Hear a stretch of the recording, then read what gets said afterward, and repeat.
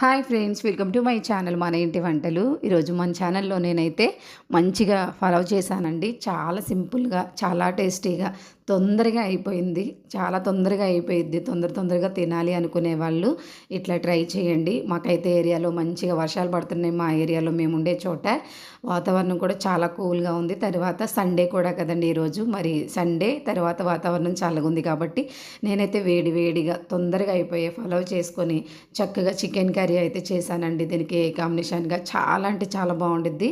తప్పకుండా ట్రై చేయండి. చాలా సింపుల్గా మనకి ఎంత సింపుల్గా అయిపోయిద్దంటే మనం అన్ని రకాలు వేసి హైరాణ పడే కంటే ఇట్లా సింపుల్గా ఒకసారి ట్రై చేయండి, బాగుండిద్ది. ముందుగా మనము స్టవ్ ఆన్ చేసేసుకుని ఇట్లాగా ఏదైనా మందపాటిది కడాయి పెట్టేసుకుని నేనైతే కొద్దిగా బటర్ వేసుకుంటున్నాను. ఇష్టమున్న వాళ్ళు బటరు, లేదంటే ఆయిల్, లేదంటే అది నెయ్యి కూడా వేసుకోవచ్చండి. తర్వాత ఒక 2 ఇలాచి, దాల్చిన చెక్క, 3 లవంగాలు, ఒక బిర్యానీ ఆకు వేసుకొని కొద్దిగా షాజీరా వేసుకుని ఒక ఆనియన్, ఒక 3 పచ్చిమిర్చి కట్ చేసుకుని బాగా ఫ్రై చేసుకుంటున్నానండి.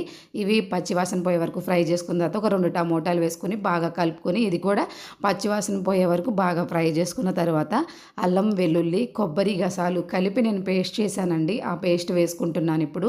ఇదంతా కూడా మసాలా మనకి బాగా పచ్చివాసన పోయే వరకు ఫ్రై చేసేసుకొని కొద్దిగా నేను కొత్తిమీర అనేది డ్రై చేసేసుకుని, అంటే మనకి కొత్తిమీర ఇప్పుడు కసూరి మేతి అట్లా ఉండిద్ది, అట్లాగే డ్రైది కొత్తిమీర అనేది మనకి సూపర్ మార్కెట్లో అవైలబుల్గా ఉండిద్ది. బాగుండిద్దండి. ఫ్లేవర్ నాకు చాలా ఇష్టము. పచ్చి కొత్తిమీర కంటే కొద్దిగా ఒక్కొక్కసారి ఇట్లాగా వేసుకోండి. ఇప్పుడు కొద్దిగా వేసుకుని బాగా కలవపెట్టుకున్న తర్వాత కొద్దిగా రుచికి సరిపడా సాల్ట్ వేసుకుందాము.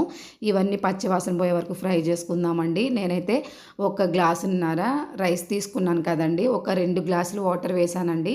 తర్వాత 1 గ్లాస్ వచ్చి నేను పాలు పోసుకుంటున్నానండి. పాలు మనకి మామూలు పాలే, కొబ్బరి పాలు అవి కాదండి. ఎందుకంటే ఈ పాలు పోసుకొని ఒకసారి పలావ్ చేయండి. చాలా అంటే చాలా బాగుండిద్దండి. కమ్మగా అసలు ఎంత బాగుండిద్దంటే మీరు ట్రై చేయండి. తర్వాత మనకి ఈ ఎసురు అనేది తెరులుతుంది కదండి, బాగా కలిపేసుకుని రైస్ వేసేసుకుందాము. ఇట్లా రైస్ వేసుకున్న తర్వాత బాగా కలవ పెట్టేసుకొని మనము ఒక్క ఉడికే వరకు హై ఫ్లేమ్లో పెట్టేసుకొని తర్వాత మనం ఒక హాఫ్ అన్ అవర్ అట్లా సిమ్లో పెట్టేసుకుంటే మంచిగా మనకి వేడిగా పలావ్ అయితే రెడీ అయిపోయింది. చూశారు కదండి ఎంత బాగుందో. ఇది చూడటానికే కాదు, తినటానికి కూడా చాలా అంటే చాలా బాగుండిద్దండి. తప్పకుండా ట్రై చేయండి మీకు నచ్చినట్లయితే. మరి మంచి వేడి పలావ్, చక్కగా చికెన్ కర్రీ కూడా రెడీ అయిపోయిందండి. నేను పక్కనే చికెన్ కర్రీ రెడీ చేసేసాను. మనకి ఈ వీడియో కావాలంటే షార్ట్లో వచ్చిద్ది, ఒకసారి ఇంట్రెస్ట్ ఉన్న వాళ్ళు చూడండి.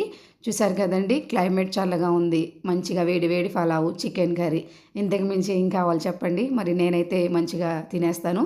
మీరైతే ఈ వీడియో నచ్చినట్లయితే తప్పకుండా నా ఛానల్ సబ్స్క్రైబ్ చేసుకుని వీడియోకి ఒక లైక్ చేయండి.